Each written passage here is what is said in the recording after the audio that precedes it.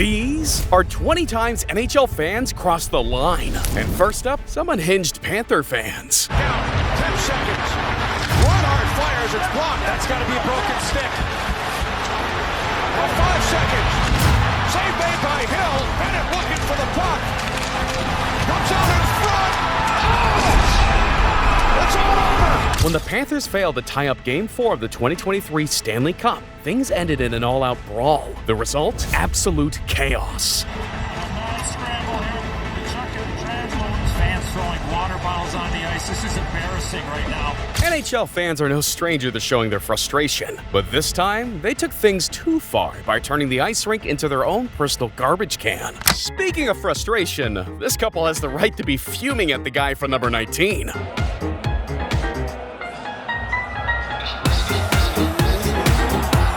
If this shark guy ruined my kiss cam proposal, I'd make sure he was swimming with the fishes. Yeah, I would have been throwing fists if this happened to me. Kinda like the couple from number 18.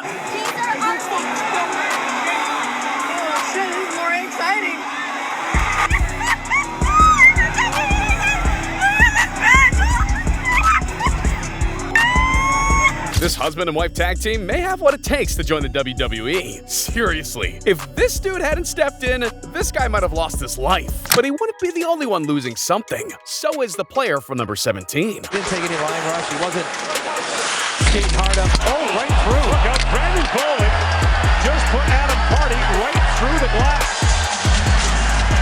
And someone just grabbed Adam Party's helmet and took it off in the stand. A fan just dumped the beer. Some fans wearing the helmet.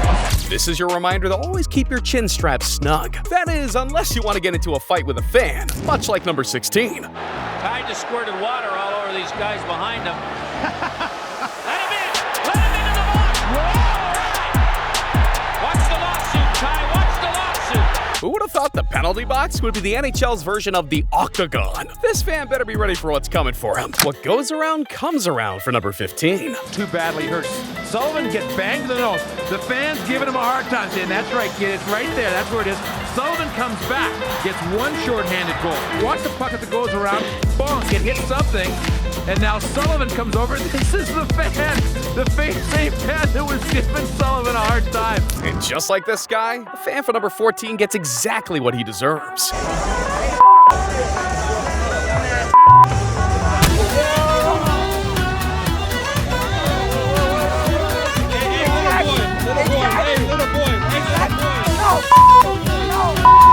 This little boy threw a racial slur and then was somehow surprised when someone punched him square in the jaw. Hopefully this guy learned something after having his worst traits exposed. But you can't get more exposed than number 13.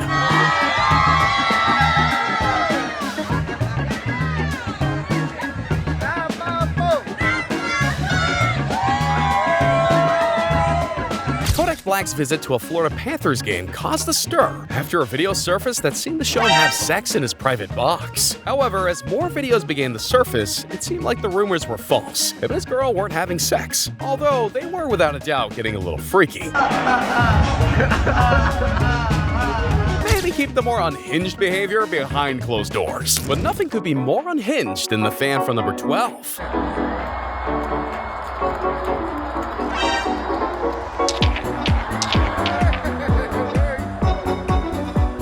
Having your potential breakup broadcasted on the Jumbotron is a new low. Same could be said about number 11. And we have some fog that has developed here. The Devils were actually waving towels at their bench to try to cause it to lift. Oh, it was a smoke bomb. Is that what it was? Yeah. Okay, I saw something hurled out of the seats, and it had a light at the end of it, but I didn't realize that's what it was. Let's keep watching. Say, Mario, there's the smoke. There's the smoke after it landed. You ever seen that before? That's a new one. Just to add that it is about as pungent as anything I've smelled in any arena in the time I've been with this crew, and the fog is very thick as you look from one end of the ice to the other, and I'm not so sure that this is going to get cleared up. It came immediately after it was ruled no goal. I get it, sometimes you disagree with a ref's call, but don't ruin the game for everyone else with a stink bomb. That seems like a step in the wrong direction. But this wouldn't be the only NHL game that caused smoke. So did number 10. Getzlaf, one final fling. The Edmonton Oilers have won the West. A tremendous effort by both clubs in this game, Joe. What an exciting series it's been. On May 21st, 2006, the Edmonton Oilers clinched the Western Conference title, giving them a shot at the Stanley Cup, which sent Oiler fans straight to White Ave to celebrate.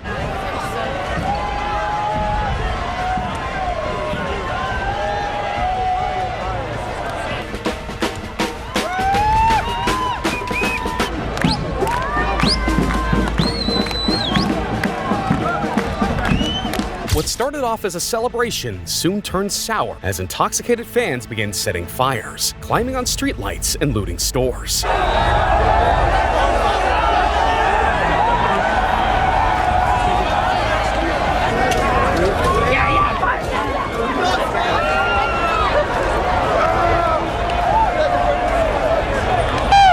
It didn't take long for the police to intervene and start making arrests. Luckily, police officers were able to control the situation, but that can't exactly be said for number 9. On June 15th, 2021, the Boston Bruins made history. It's over. It's an original 6th Stanley Cup for Boston. The Bruins are NHL champions. The loss to the Bruins drove Canuck fans to the streets of Vancouver to showcase their anger, and things quickly turned violent. It was a hard-fought series, and a wild night turned into a very dangerous situation in that city, and our Josh Elliott has been tracking all of this. Overnight nasty. Yeah, as we can see, I mean, it was a terrifying scene there in Vancouver. Angry fans obviously pouring out into the streets. The scene just outside our CBC Vancouver studios 10 years ago this week.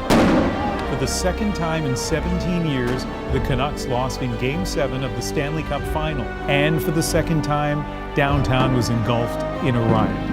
During the riot, fires were started, cars were overturned, stores were broken into, and people were stabbed. Vancouver police eventually brought charges against 301 people, some of which included assault, theft, and public intoxication. The riot resulted in $4 million in damages. That's what happens when fans get rowdy, like in number 8. Chance for Pacioretty, and now back the other way. It's Denovia. Pacioretty scores! Arturi Lehkonen instead Canadian, and Montreal is going to the Stanley Cup Final. After the Montreal Canadiens stamped their ticket to the Stanley Cup Finals, Habs fans swarmed the streets to revel in their victory. And this was the scene just outside the Bell Centre. Celebrations in the streets of Montreal tonight. The Habs will face the winner of the Islanders Lightning series in the Stanley Cup Final. Fireworks began going off in celebration, but things turned more sinister when fans began smashing police cruisers. Now, some of these celebrations did get out of hand. Following the game, fans were temporarily forced to stay inside the arena due to safety concerns as the streets in the nearby area became more dangerous. Police began firing tear gas into the crowds. A police spokesman said police began trying to disperse the crowd after officers were assaulted and vehicles were vandalized. Yeah, looking at the aftermath, it makes you realize that hockey fans take things way too far sometimes. The number 7 is what happens when they get what's coming to them. Will we be able to complete it? There's a fan coming out on the ice. Oh, he was hit by the linesman and belted into the boards. A fan looked as though he was going to go to McQuarrie, and Asseltine hit him.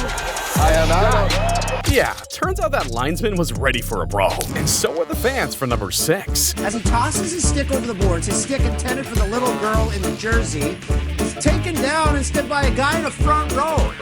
Watch the guy in the blue shirt. Some BMXer comes up behind him, starts laying into him. He just came to the hockey game to watch. It's beat up. Gotta be a certain kind of evil to steal from a kid, and a certain kind of gross to act like the fans at number 5. If you spent any time on TikTok, you may have at least heard of BookTok, which is a community designed to give bookworms the chance to talk about something they've been reading. But a subset of this community is more interested in, let's say, spicy stories. Which brings us to Alexander Winberg, who, along with his wife, claimed that this community was sexually harassing him. It started out as harmless videos made by the Seattle Kraken's social media page, but it soon turned into predatory videos all aimed at Winberg, some of which came from Kira Lewis. Oh, Alex Winberg! Baby, I mean I got